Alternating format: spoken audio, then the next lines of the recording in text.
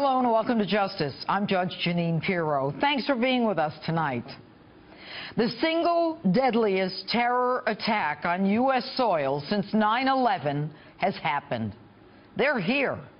And it's time to stop pussyfooting around, time to stop this politically incorrect nonsense, worrying about other people's feelings, pull out all the stops, and start fighting for the survival of this country and our way of life. You need to make a plan how you're going to protect yourself, your family, and your kids. And this is not about politics. It's about being safe. It's about surviving. The plan? Number one, get a gun. Buy one legally, learn how to shoot it, and be primed to use it. And I don't care if you get a long gun, a handgun, a revolver, a semi-automatic, get whatever gun you can handle. And don't let anyone talk you out of it. The Second Amendment to the Constitution and the United States Supreme Court confirm your right to have one. Number two, it is time to weaponize your local police department. They are the first line of defense in this Islamic terrorist war against us. And if you watch the San Bernardino attack unfold, you understand that these jihadists were not going to stop with that one attack. The local police are the ones who took down these Islamic terrorists and stopped a further massacre.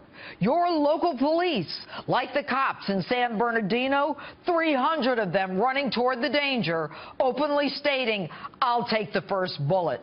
These are your defenders, and these remarkable men and women in blue are our heroes who don't think twice about taking a bullet for you.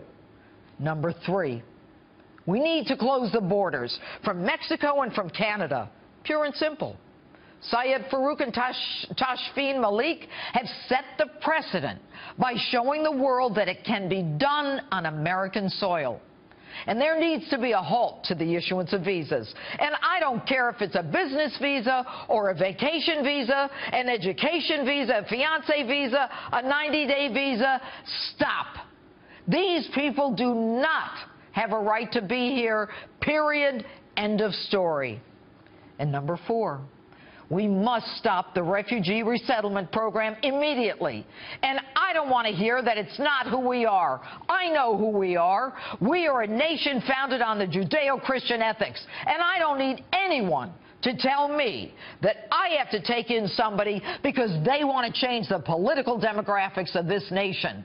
And need I remind anyone that we don't have the ability to vet them.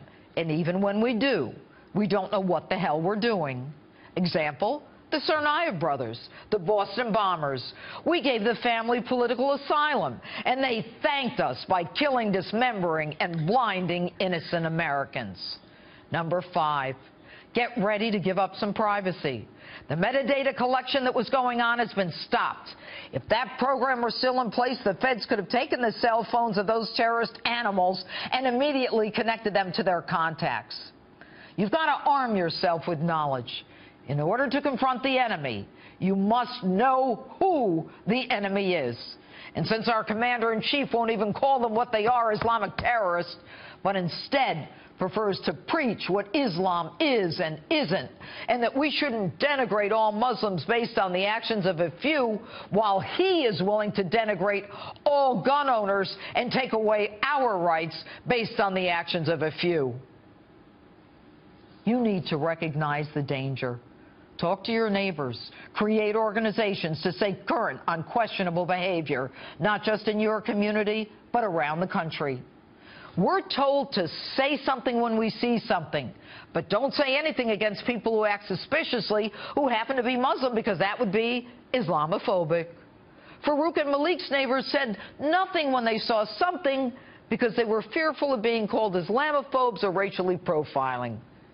And that's the plan, folks, to shut us up.